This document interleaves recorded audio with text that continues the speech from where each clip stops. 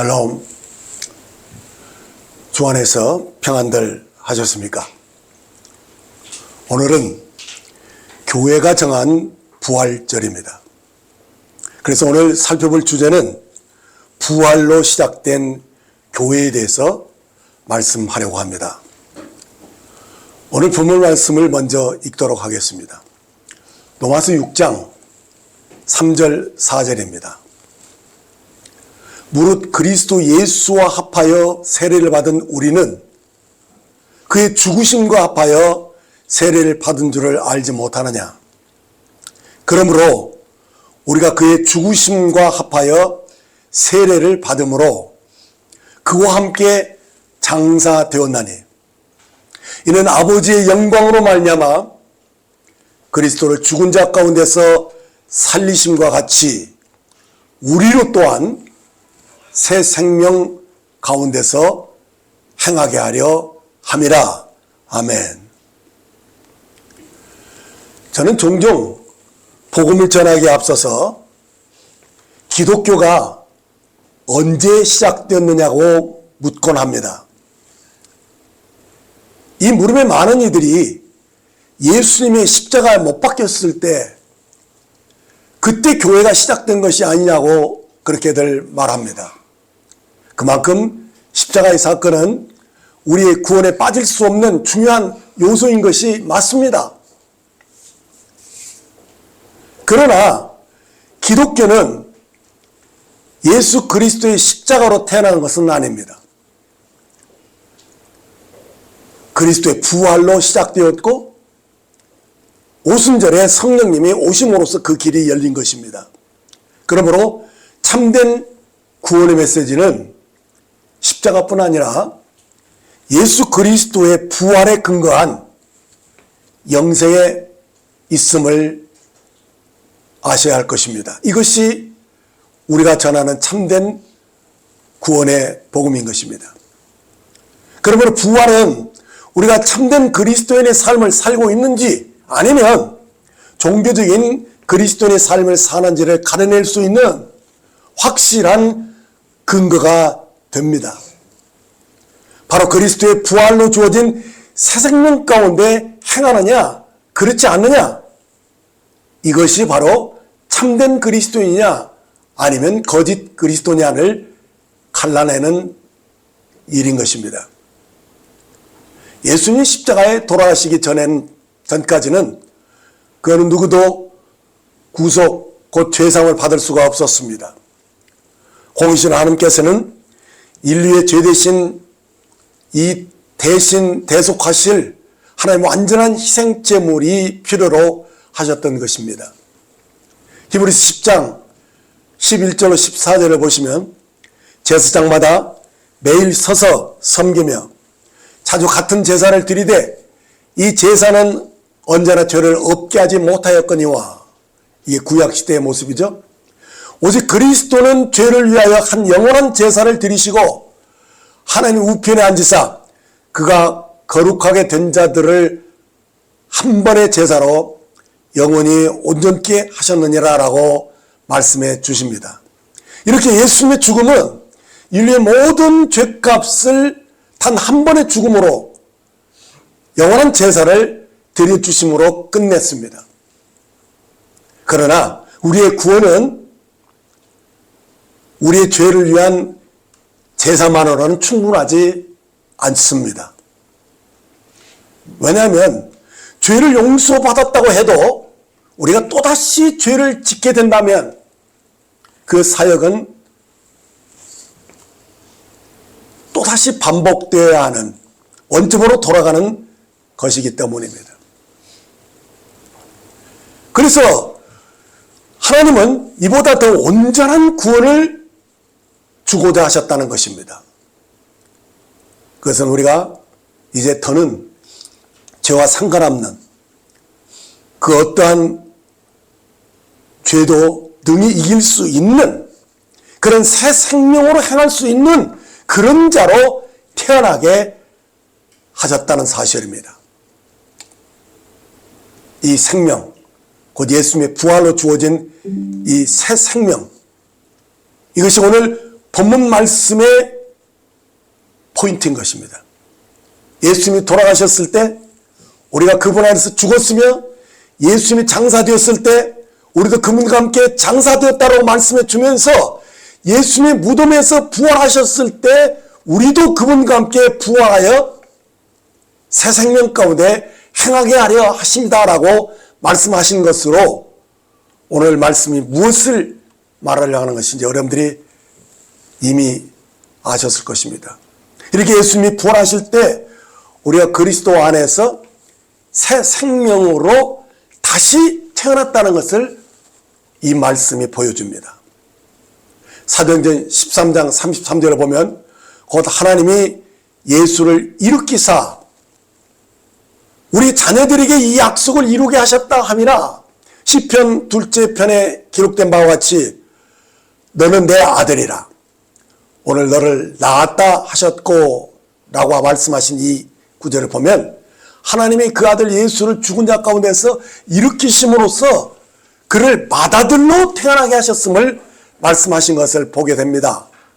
예수님을 여기서 맏아들이라고 부르신 이유는 그분의 부활로 인해서 이제 우리가 예수님과 똑같은 부활 생명으로 태어나는 하나님의 자녀들로 우리에게 태어날 것을 말씀하신 것입니다. 계시록 1장 5절 6절을 보면 또 충성된 증인으로 죽은 자들 가운데서 먼저 나시고 여기서 먼저 나셨다는 말씀이 의미가 깊죠. 땅의 임금들의 머리가 되신 예수 그리스도로 말미암아 은혜와 평강이 너에게 있기를 원하노라. 우리를 사랑하사 그의 피로 우리 죄에서 우리를 해방하시고 그 아버지 하나님을 위하여 우리를 나라와 제사장으로 삼으신 그에게 영광과 능력이 세세토록 있기를 원하노라. 아멘. 자, 이 말씀을 보시면 우리 주님이 죽은 자 가운데서 먼저 나신 자로 표현을 하십니다. 그래서 앞에서는 맏아들이라고 하셨죠. 자, 이렇게 먼저 나신 자 맏아들로 말씀하신 것은 그 후에 계속해서 예수님과 똑같은 생명을 가진 자들이 계속 태어날 것을 암시한 말씀입니다. 그래서 예수님이 부활로 우리들이 어떻게 등극되어졌느냐?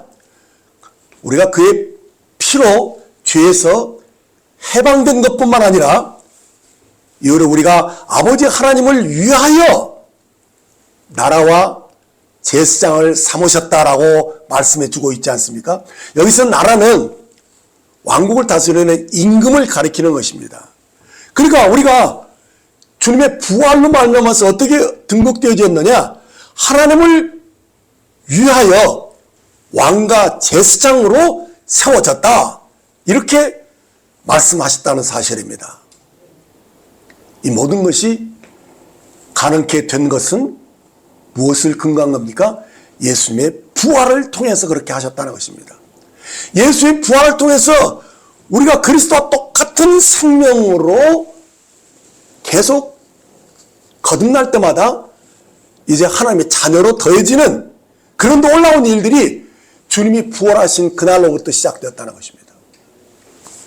그래서 그때부터 주님이 형제라고 부르기 시작하셨습니다. 그래서 구원받은 모든 사람들은 맏아들 된 예수 그리스도를 큰 형님으로, 그리고 우리는 그 동생들로, 우리 형제와 자매들로 그것을 통해서 비로소 교회가 시작되었다는 사실입니다. 그래서 오늘 본문 말씀의 의미는 이것입니다. 그러므로 우리가 그의 죽으심과 합하여 세례를 받음으로 그와 함께 장사되었나니 이는 아버지의 영광으로 말미암아 그리스도를 죽은 자 가운데서 살리시고와 같이 우리도 또한 새 생명 가운데 행하게 하려 합니다. 이렇게 말씀하신 것입니다. 그렇습니다. 우리의 죄는 그분의 죽으심과 함께 장사되었습니다. 이렇게 우리가 과거에 죄 가운데 있을 때 있었던 그 실패, 그리고 약함, 패배가 이제 그분과 함께 무덤에 묻혔다는 것입니다. 장사되었다는 것입니다. 그리고 이제 주님이 부활하실 때 우리가 함께 무덤에서 나왔는데 그 생명이 뭐냐? 이 새 생명은 주님의 부활과 똑같은 생명임을 말씀해 주신 것입니다. 이렇게 우리가 그리스도 예수 안에서 새 생명을 가지게 된 것입니다. 이 새 생명은 이전의 생명이 개선되어진 것이 아닙니다. 새 생명은 마귀와 세상과 그 시스템보다도 훨씬 우월하고 탁월한 새로운 피조물로 탄생된 것입니다. 이 피조물이라는 것은 이전에 전혀 없었던 전혀 새로운 생명을 말씀한 것입니다. 그러면 이제 우리는 이 진리의 실제 안에서 행하는 새 생명으로 행하는 사람들이 되었다. 이것이 부활절의 가장 놀라운 의미인 것입니다. 그러니까 내 안에 하나님의 생명과 본성이 심겨졌고 그것으로 우리가 행할 수 있는 그런 사람이 되었다는 것입니다. 그러므로 하나님의 생명과 본성을 우리들이 의식하고 산다면 이제 우리는 어떻게 살 수 있느냐? 나는 죄와 질병과 패배와 이 세상의 시스템 위에서 이것을 이기고 극복하고 부활하신 그 생명으로 살 수 있다라는 그 확신 속에 사는 것이 바로 새 생명의 의미인 것입니다. 그렇습니다. 우리가 거듭났을 때 우리의 영에 이 실제 변화가 일어난 것입니다. 단지 우리의 생각이나 사고방식이 변화에 그치지 않고 우리는 문자 그대로 새로운 피조물로 거듭났다는 것입니다. 생명으로 전혀 이전에 없었던 전혀 새로운 생명으로 재창조된 그런 새로운 피조물이 되었다는 말인 것입니다. 골로새서 3장 7절 10절을 보면 너희도 전에는 그 가운데 살 때에는 그 가운데 행하였다. 이제는 너희가 이 모든 것을 벗어버리라. 곧 분함과 노여움과 악의와 비방과 너희 입에 부끄러운 말이라. 너희가 서로 거짓말을 하지 말라. 옛사람과 그 행위를 벗어버리라. 새 사람을 입었으니 이는 자기를 창조하신 이의 형상을 따라 지식까지 새롭게 하심을 입은 자니다 라고 말씀합니다. 그렇습니다. 과거에 우리 옛사람은 육체와 함께 그 정과 욕심으로 참으로 거짓된 인생을 살았던 자들입니다. 그래서 자기에게 조금이라도 해가 될 것 같으면 분을 내고 노여워하고 악담을 하고 거짓말하고 비방하면서 모든 부끄러운 삶을 살았던 자들입니다.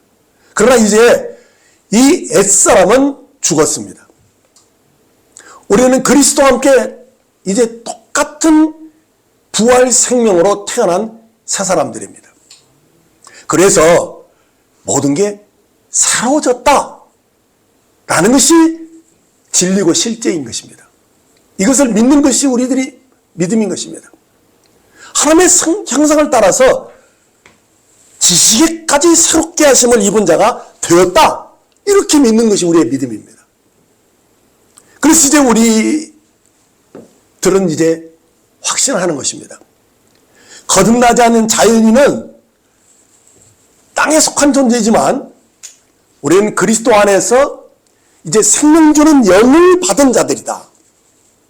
곧 주님이 부활하신 그분이 그 영으로 우리 안에 오셨기 때문에 우리가 바로 신의 성품에 참여한 자이고 우리가 하나님의 형상으로 이제 새롭게 지어진, 그래서 우리 지식에까지도 새롭게 된 그런 온전한 영의 사람으로 변화된 것이다.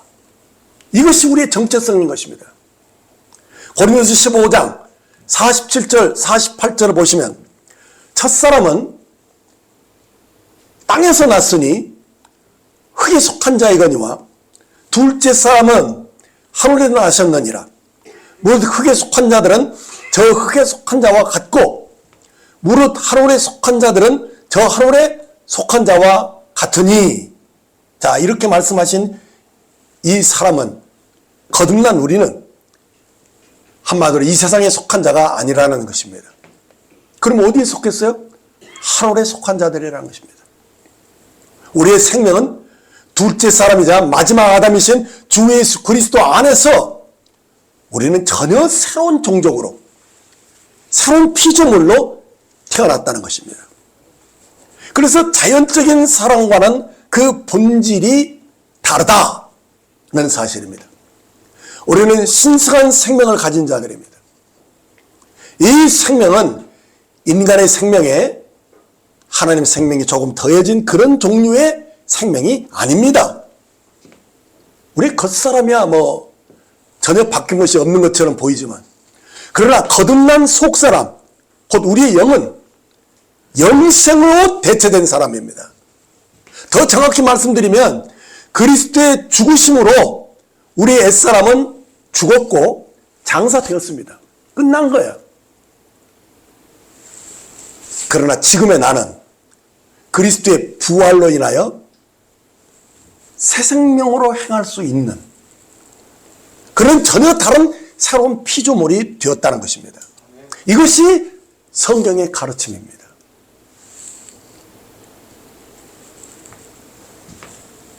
이것을 우리가 모른다면 결코 신성한 생명의 실제 안에서 살 수 없다는 것입니다. 그래서 요한은 요한일서 5장 11절 12절에서 또 증거는 이것이니 하나님이 우리에게 영생을 주신 것과 이 생명이 그 아들 안에 있는 그것이니라. 아들이 있는 자에게는 생명이 있고 하나님의 아들이 없는 자에게는 생명이 없느니라. 이렇게 선언해 주었습니다. 그렇습니다. 하나님은 하나님의 아들을 믿는 우리에게 생명이 있음을 알기를, 확신하기를 원하셔서 이 말씀을 쓰셨습니다. 우리가 받은 아들의 이 생명은 어떤 생명입니까? 죽음을 이긴 부활 생명입니다. 그래서 이 생명을 소유한 자는 더는 이제 아픔이나 질병이나 연약함과 함께 살지 않는다는 것입니다. 왜냐하면 이 생명은 죽음을 이겨낸 영원한 생명이기 때문입니다. 요한복음 11장 25절 26절을 보면 예수께서 이르시되 나는 부활이요 생명이니 나를 믿는 자는 죽어도 살겠고 무릇 살아서 나를 믿는 자는 영원히 죽지 아니하리니 이것을 내가 믿느냐? 라고 아주 도전적인 말씀을 하셨는데, 이 말씀은요 그의 친구 나사로가 죽은 지 나흘이나 돼서 그 몸이 시체가 되어 썩은 냄새가 나셨을 때 하신 말씀입니다. 그렇습니다. 우리가 가진 이 생명은 썩지 않고 쇠하지 않고 파괴되지 않는, 그래서 실패와 죽음을 능히 이겨낸 생명인 것입니다. 그러나 우리가 만일 이 진리를 알지 못하거나 혹은 믿지 못한다면 그리스도가 없는 사람들이 당하고 사는 그 고통스러운 그 삶을 여전히 겪으면서 평범한 사람처럼 그럭저럭 살 수밖에 없다는 것, 이것을 아셔야 합니다. 따라서 우리가 거듭났다는 것은 진정 무엇을 의미하는 것이냐? 거듭났다는 것은 내 안에 그리스도의 생명이 있다는 뜻입니다. 즉 우리가 죽을 수밖에 없었던 상태에서 이제 불멸의 상태로, 즉 인간의 상태에서 신성한 생명을 가진 새 생명으로 이제 행할 수 있는 그런 위치로 옮겨졌다, 그런 뜻입니다. 그러면 우리는 내 영 안에 하나님의 생명과 본성을 가지고 있다라는 이 의식, 이 믿음으로 우리들이 살아야 한다는 것입니다. 이 생명은 나는 이제는 더 이상 아픔과 질병과 어둠에 나를 가둬두지 않고 능히 이것을 극복하고 여기에서 나올 수 있는, 빠져나올 수 있는 그런 탁월한 생명이라는 사실을 아셔야 합니다. 그래서 우리는 항상 승리할 수 있으며 내 안에 있는 이 신성한 생명과 성품을 언제든지 나타낼 수 있는 이기는 자로 살 수 있다는 것입니다. 이 믿음이 오늘 이 부활절의 메시지의 핵인 것입니다. 이것은 우리가 거듭났을 때 받은 지혜와 의로움과 거룩함과 구속함으로 우리가 재창조된 그런 새로운 피조물이라는 믿음의 실제인 것입니다. 우리는 그저 용서받은 죄인들이 아닙니다. 하나님의 형상과 모양을 따라서 이제 지지기까지 새롭게 하며 지어진 새로운 피조물이라는 것. 그래서 우리 믿음의 수준을 낮춰서는 안 됩니다. 말씀 그대로 믿어야 합니다. 고린도서 1장 22절을 보시면 이제는 그의 육체의 죽음으로 말미암아 화목하게 하사 너희를 거룩하고 흠없고 책망할 것이 없는 자로 그 앞에 세우고자 하셨으니 라는 이 말씀을 보시면 우리는 하나님의 눈에 볼 때 거룩하고 흠없고 책망할 것이 전혀 없는 그런 자로 세우고자 하셨기 때문에 주님은 그렇게 보고 계실 뿐만 아니라 이제는 우리도 그렇게 보기를 원하고, 그래서 우리가 어느 형편이 있든지 내가 의롭다는 이 사실에 대해서 의심하지 않아야 되며, 어떤 형편이 있든지 내가 정죄받거나 책망할 것이 있는 자처럼 살아서는 안 됩니다. 우리는 그리스도 안에 있습니다. 그 생명이 내 안에 있습니다.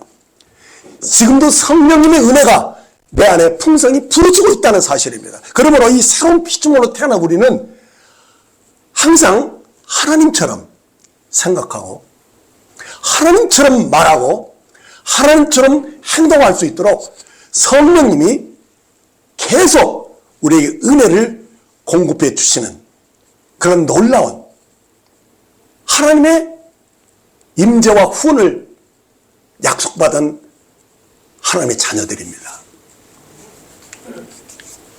그래서 에베소서 2장 10절 말씀을 보면요, 이것을 확대 번역본으로 제가 읽어드립니다. 우리는 하나님께서 직접 손수 만드신 작품, 그분의 솜씨이며 하나님께서 미리 준비해 놓으신 길을 따라 그분께서 우리를 위하여 애정하신, 사전에 계획하신 선한 일을 하고 그 안에서 그분께서 미리 계획하시고 준비하신 좋은 삶을 살며 행하도록 그리스도 예수 안에서 재창조된 거듭난 자입니다. 아멘. 얼마나 놀라운 선언입니까? 자, 이것이 우리의 정체성입니다. 그러므로 우리는 거룩하거나 의롭게 되려고 노력할 하등의 이유가 없습니다. 우리는 이미 좋은 삶을 살 수 있는 자로 이미 태어났습니다.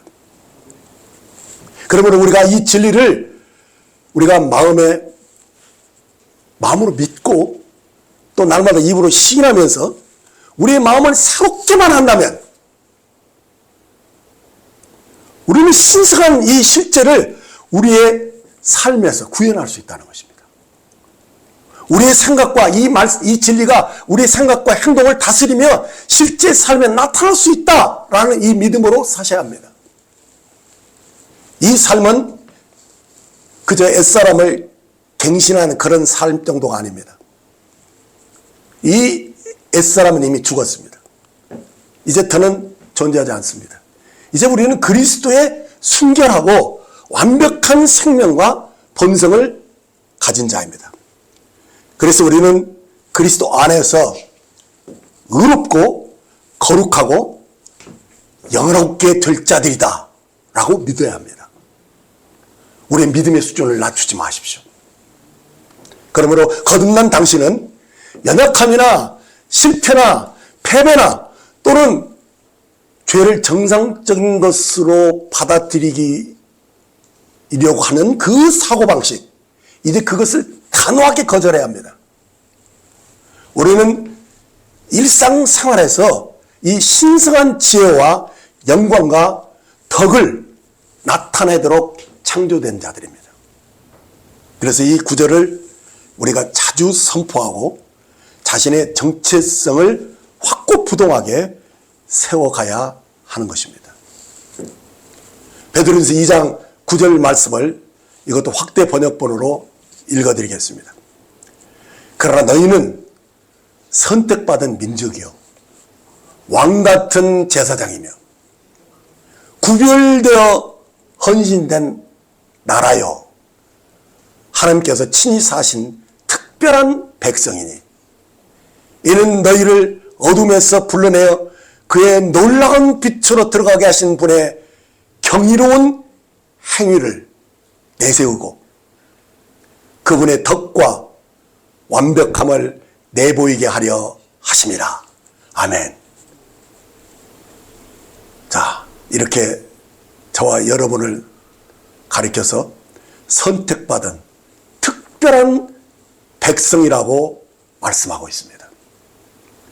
우리의 새로운 정체성에 대해서 우리는 이 믿음, 이 의식을 가지고 그리스도의 아름다움과 그 사랑과 지혜와 이 순수함 등을 어디서든지 액면 그대로 나타낼 수 있는 그런 특별한 사람들인 것을 믿으십시오.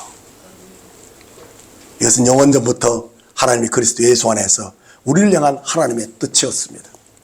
하나님은 그의 신부인 우리가 그리스도와 같아지기를 바라시고 이미 그 일을 시작하셨고 이것을 완성하실 것입니다.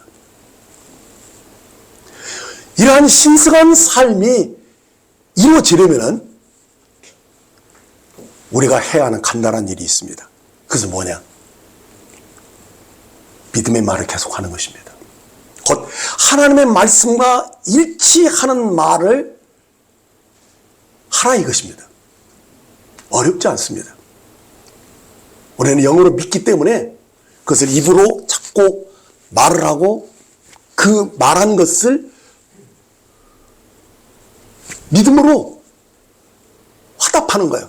그래서 그것이 우리 마음을 새롭게만 하면 언제든지 이 말씀대로 이루어지는 것입니다.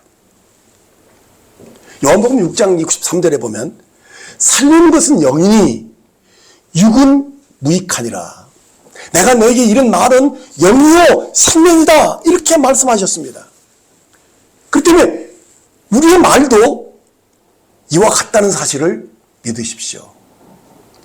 요한일서 4장 17절에 보면 주께서 그러하신 것 같이 우리도 이 세상에서 그와 같다라고 말씀을 하셨습니다. 그래서 우리의 말은 평범하지 않습니다. 우리가 이 사실을 이해한다면 말의 중요성을 인식하고 이제 신중하게 말할 수 있어야 합니다. 말은 세상에서 가장 위대한 것입니다. 하나님이 천지와 만물들을 지으실 때 말씀으로 창조하셨습니다. 그래서 예수님도 말씀으로 가르치셨고 말씀으로 축복하셨고 말씀으로 치유하셨으며 우리의 삶을 말씀으로 변화시키신 것입니다. 그분의 말씀은 능력과 진리의 영이셨습니다. 그분의 말씀은 상한 마음을 고치시고 귀신을 쫓아내고 심지어 죽은 자를 살리셨습니다. 그분의 말씀은 하늘로부터 응답을 받았습니다. 아버지께서 그분의 말씀에 응답하신 것입니다. 우리도 그리스도 안에서 똑같은 생명을 받았습니다. 아멘? 너무 거창해서 믿어지지가 않습니까? 그렇지 않죠? 네, 말씀입니다. 이 말씀은 믿음으로 말하는 말, 그 말은 곧 영이고 생명입니다. 그래서 우리의 말도 죄를 사하는 권세가 있는 말씀이고, 의롭다고 선포하였을 때 의로움이 실제하는 그런 권세 있는 말이라는 것입니다. 그래서 우리의 말로 우리가 피차에 위로하고 격려할 수 있을 뿐만 아니라 치유와 방향성과 축복을 가져다 줄 수 있습니다. 그러므로 자신의 말을 여러분들 가볍게 여기지 말아야 됩니다. 이제는 그리스도가 말씀하신 것처럼 말씀을 전하고 은혜를 선포하고 믿음의 말을 권세 있게 말하시기를 바랍니다. 말의 힘과 그 권세를 이해하는 사람으로서 인생을 사시길 바랍니다. 그리하면 말씀이 생명과 그 말한 대로 그 결과를 만들어낼 것입니다. 이 진리에 대한 이해와 사역 속에서 계속 성장하시기를 주님의 이름으로 축복합니다. 이제 이러한 삶이 여러분 삶 가운데 자연스럽게 나타나지는 것은 성장과 함께 나타나집니다. 그래서 두려움 없이 예수님의 이름으로 이제 병든 자에게 손을 얹고 기도하십시오. 그리하면 병든 자가 치유되는 일이 이제 여러분의 일상에 나타나질 것입니다. 지금은 마지막 때입니다. 다시 말해서 주님이 이 땅에 다시 오실 날이 너무 코앞에 와 있습니다. 그만큼 가깝다는 사실입니다. 그러므로 우리들이 어느 지경에 있어야 하느냐? 그것은요, 지금 모든 피조물이 썩어짐의 종로로 타는 데서 해방되어 하나님의 자녀들의 그 영광의 자유에 이르기를 갈망하면서 지금 마치 숨 넘어가는 사람처럼 지금 기다리고 있다는 거예요. 그만큼 가까워 있는데, 지금 우리들이, 그러면 여기서 중요한 것은 뭐냐? 우리들이 믿음이 바로 이 모든 피조물들이 기다리는 하나님의 자녀라는 사실을 내가 믿고 그렇게 행동해야 된다는 거예요. 정말 피조물들이 기다리는 그런 삶, 그런 삶을 사는 사람이 바로 나다. 여러분 자신이다. 이 사실에 대한 믿음으로 대해야 된다는 거예요.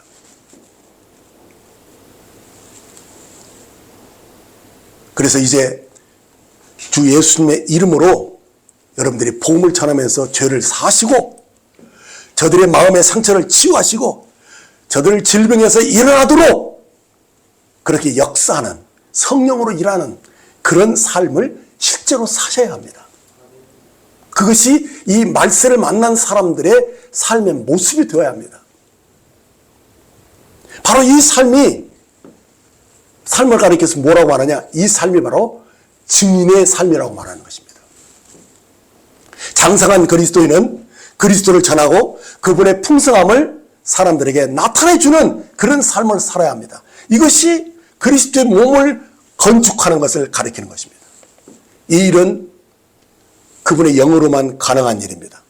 그래서 우리가 먼저 주님을 사랑해야 합니다. 그 안에 거하고 그분이 내 안에 거하신 것을 확신하는, 그래서 가지가 포도나무에 붙어 있는 것처럼 그 삶이 절로 과실을 맺는 그런 온전한 연합 속에 주님의 임재를 나타내는 그런 삶을 사는 자들이 바로 마지막 이 피조물들이 그렇게 기다리는 그 하나님의 자녀인 것입니다. 그 하나님의 자녀의 삶을 여러분들이 이제 실제로 사셔야 한다는 것입니다. 그렇게 살고 있는 줄 믿습니다. 네. 증인의 삶, 그것이 바로 그리스도 하신 일을 그대로 나타내는 삶인 것입니다. 물론 이 일은 그렇게 쉽지 않습니다. 왜냐하면 이것은 아들의 영으로, 그 성령으로만 가능하기 때문입니다. 그래서 복음을 전하는 일도 성령으로 해야 됩니다. 그 말씀의 권세가 있어야 됩니다. 그래서 주님이 이루신 그 은혜의 복음을 우리는 전할 때, 사람들이 믿을 때 구원의 역사가 그냥 그 자리에서 일어나는 것입니다. 물론 그 마음이 가난하고 의에 줄이고 목마른 사람들이 아니면 이 복음을 영접하지 않을 것입니다. 그러나 여러분들 낙심할 필요 없습니다. 우리는 우리가 주의 이름으로 전하는 복음으로 사람들은 구원을 받을 것입니다. 그리고 교회에 더해질 것입니다. 이것이 흔한 일은 아니지라도 지금도 일어나고 있는 일인 줄 믿어야 합니다. 그래서 이 몸 안에서, 교회 안에서 우리들이 구원의 일들이 계속 일어나야 되고, 또 그 믿음이 교회 안에서 자라나는 것입니다. 특별히 그 사랑이 온전하게 되어지는 것은 교회를 통해서 일어나지는 것이고, 마침내 이 교회를 통해서 하늘과 정사와 이 타락한 천사들에게 하나님의 각종 지혜를 알게 하는 일들이 일어나는 것입니다. 그래서 우리가 이 증인의 삶을 살아야 합니다. 그리고 이 증인의 삶을 살려면은 반드시 하나님의 은혜가 필요하다는 사실입니다. 은혜는 스스로 할 수 없는 일이죠. 왜요? 세속적인 일이 아니기 때문입니다. 어떤 종류의 철학이나 교리를 다루는 것이 아니라 바로 하나님 속에 감춰진 비밀을 드러내는 것이기 때문에 이것은 성령이 역사하지 않으면 아니 되는 일입니다. 그래서 그리스도의 측량할 수 없는 이 풍성함이 모든 사람들에게 나타나고 빛으로 비춰져서 그 감춘 비밀들이 드러나게 하는 그 성령님의 사역, 그 성령의 사역으로 이 교회에 본받은 자들이 더해지는 것이고, 우리는 그들을 섬기는 것입니다. 하나님의 각종 지혜로 섬기는 것입니다. 이것은 타고난 능력으로 우리가 배운 것으로 할 수 있는 일이 아닙니다. 하나님의 은혜가 필요합니다. 실제로 우리가 이 하나님의 말씀을 전하는 일은 성령의 계시가 주어질 때만 가능한 것이죠. 그래서 하나님이 이 사역을 감당하는 자들에게 하나님의 은사를 부어주는 것입니다. 그래서 여러분들이 계속 기도할 것을 권할 뿐만 아니라 정말 하나님의 풍성한 은혜를 여러분들이 계속 그 기름 부음을 계속 받아야만 합니다. 에베소서 4장 11절 12절에 이렇게 말씀합니다. 그가 어떤 사람은 사도로, 어떤 사람은 선지자로, 어떤 사람들은 복음 전하는 자로, 어떤 사람은 목사와 교사로 삼으셨으니 이는 성도를 온전케 하며 봉사일을 하게 하며 그리스도의 몸을 세우게 하라 하십니다. 하나님의 교회 안에 이렇게 각기 다른 은사들과 직분들을 세우신 것입니다. 어떤 사람은 사도의 지도력을 주셨고, 어떤 사람은 선지자처럼 예언하는 능력을 주셨습니다. 어떤 사람은 복음 전파자로, 또 어떤 사람은 목사와 교사로 세워주셨습니다. 그 은사들이 여러분 속에 있음을 압니다. 그래서 우리들은 하나님께 받은 이 은사도로 성도들을 온전케 하는 것입니다. 곧 교회를 세우는 것입니다. 근데 여기서 이 은사를 가진 사역자들은 누구보다도 정결함을 요구하고 있습니다. 그래야만 성령 충만을 계속 유지할 수 있고 또 성도를 온전케 하는 일을 감당할 수 있기 때문인 것입니다. 그래서 고린도서 4장 1절로 2절에 바울 사도는 이렇게 우리에게 권면합니다. 그러므로 우리가 이 직분을 받아 긍휼하심을 입은 대로 낙심하지 아니하고 이에 숨은 부끄러움의 일을 버리고 소규모로 행하지 아니하며 하나님 말씀을 혼자 피하지 아니하고 오직 진리를 나타내므로 하나님 앞에서 각 사람의 양심에 대하여 스스로 천거하노라 라고 말씀하셨습니다. 우리가 하나님께로부터 유임을 받은 이 복음을 전하는 청지기의 사명을 가진 사람이라면 우리가 그리스도가 전해주는 이 하나님의 비밀을 우리가 나타내기 위해서는 우리는 무엇보다도 하나님의 통로로서 안과 밖이 모두 깨끗해야 합니다. 모두 진실한 그런 합당한 생활을 하셔야 한다는 것입니다. 이것은 어려운 일은 아닙니다. 우리가 깨끗게 사는 것은 우리가 주님의 보혈을 의지하고 깨끗게 날마다 자기를 씻는 일이 필요합니다. 그래서 낙심이 될 때마다 주님 앞에 엎드리고 이 기도 속에서 우리 속사람이 새롭게 되어야 됩니다. 그래서 우리의 삶이 말씀과 일치하는지 늘 자기를 살피고 우리의 말을 조심하게 하면서 이 말씀대로 내가 사는가를 자기를 살피는 일들이 계속 되어야 한다는 것입니다. 그렇게 할 때 그 사람이 말씀을 혼잡케 하지 않는 것입니다. 전하는 말과 저의 삶이 다르게 되면 사람들이 헷갈립니다. 그게 말씀을 혼잡케 하는 것입니다. 그래서 우리들이 죄와 타협할 수 없는 것입니다. 우리들이 죄가 하나도 허용될 수 없다는 사실입니다. 정말 우리는 그리스도의 통로로서 깨끗하게 살아야 됩니다. 그래서 하나님 앞에서나 사람의 양심에도 거리낌이 없어야 하는 것이 이 하나님 비밀을 맡은 자들이 요구되는 상황입니다. 직분을 맡은 사역자들은 절대적으로 정직하고 거짓과 속임수가 조금도 없어야 합니다. 그 사람을 통해서만 하나님의 교회가 세워집니다. 이렇게 주님과 복음을 위해서 자기를 부인하는 이 희생적인 삶을 사는 이 선한 청지기의 삶을 사는 사람들, 그래서 많은 것이 이 거룩함이 요구되기 때문에 많은 어려움도 따르고 그리고 많은 오해와 그런 비난도 따르는 것입니다. 그런데요, 이것이 그만큼 고난이 요구되는 삶이기 때문에 확실하게 주님이 약속하시는 것이 있습니다. 그것은 내가 너와 함께 한다는 것입니다. 너를 지키겠다는 겁니다. 너를 눈동자처럼 보호하겠다는 이 약속은 너무너무 분명합니다. 이사야 41장 10절에 보면 두려워하지 말라. 내가 너와 함께 하마라. 놀라지 말라. 내가 내 하나님이 됨이라. 내가 너를 굳세게 하리라. 참으로 너를 도와주리라. 참으로 나의 의로운 오른손으로 너를 붙들리라. 예, 이 놀라운 말씀 정말 우리에게 큰 영감을 주는 심오한 말씀입니다. 근데 이 말씀은요, 구약의 이스라엘에게 주신 놀라운 약속입니다. 그래서 이 약속의 성취는 그리스도의 천년왕국에서 비로소 이루어지는 약속입니다.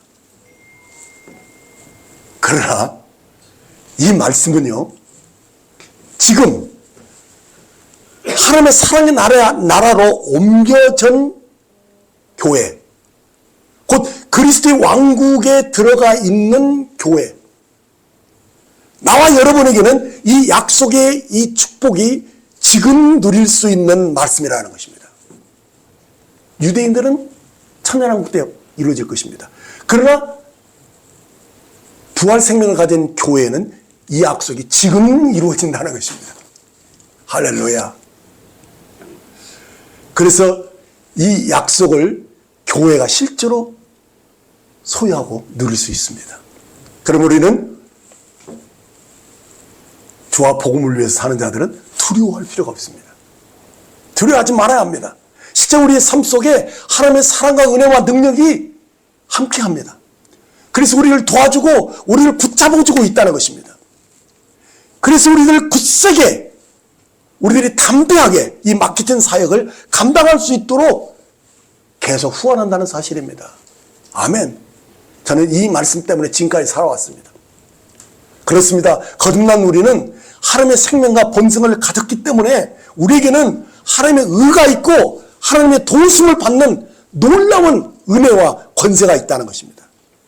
그래서 하나님의 기름 부음을 받은 우리에게는 하나님의 지혜와 능력이 실제로 함께하는 것입니다. 아멘.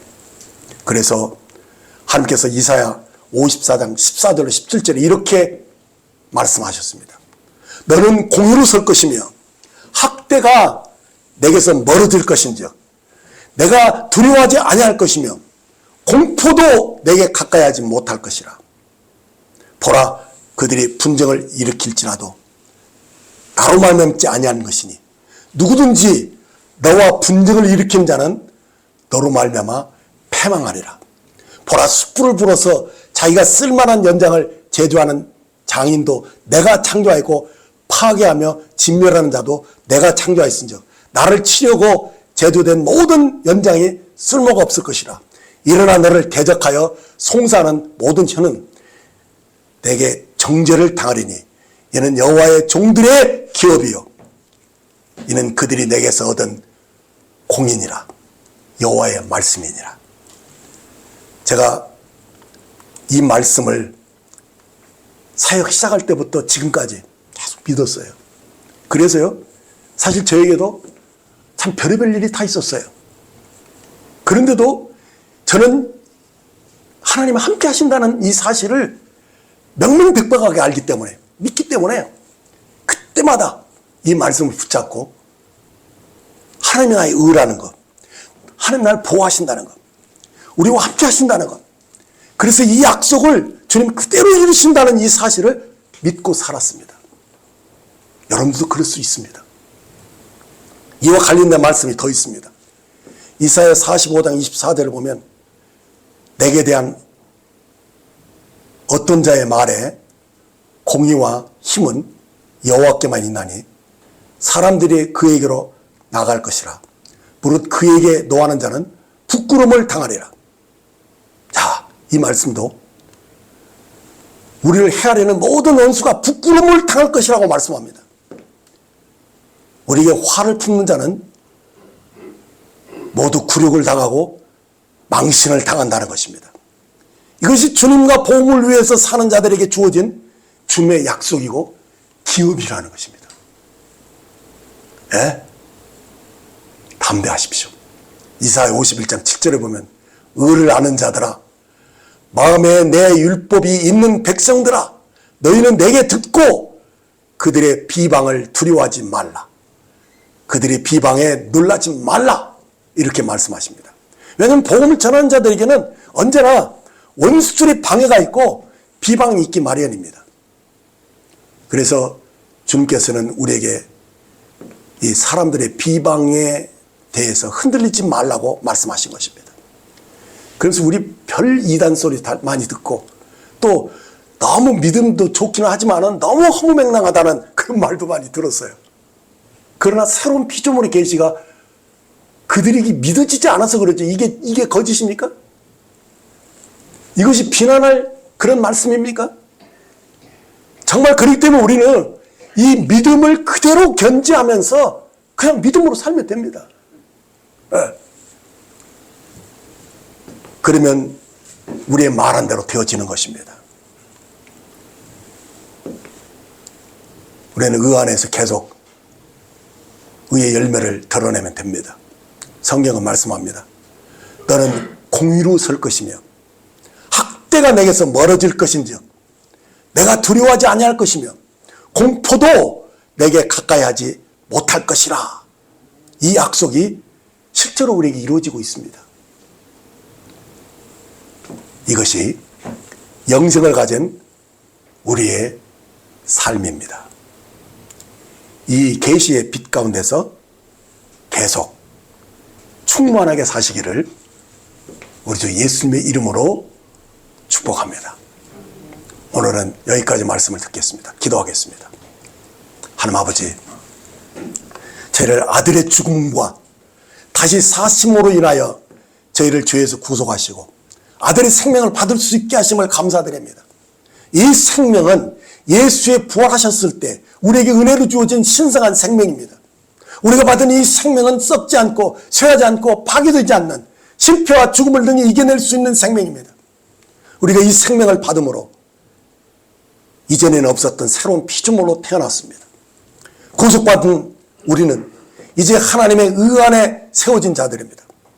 그래서 우리는 더는 죄 가운데 살지 않으며 그리스도의 의로 살게 하시고 항상 승리할 수 있는 성령의 은혜를 부어주셨습니다. 그러므로 그리스도는 우리의 승리이며 우리의 삶의 의미입니다. 우리는 주님 안에서 살고 주님으로 움직이며 존재합니다. 주님이 다시 오시는 그날까지 우리는 주님과 복음을 위해서 하나님의 아들들로 살 것입니다. 주님이 주신 은사를 쫓아서 주와 복음을 위해서 살 것입니다. 저희를 계속 의의 열매를 맺어갈 수 있도록 도와주시고 저희를 눈동자처럼 지켜주시고 우리가 주님이 다시 오시는 그날까지 주님과 복음을 위해서 선한 청지기의 삶을 살 수 있도록 저희를 붙잡아 주시기를 간구합니다. 주와 복음을 위해서 살 때 어떤 어려움이 닥쳐도 저희가 뒤로 물러서지 않도록 강하고 담대한 마음을 가지도록 붙잡아 주실 것을 믿습니다. 감사합니다. 우리 주 예수님의 이름으로 기도했습니다. 아멘.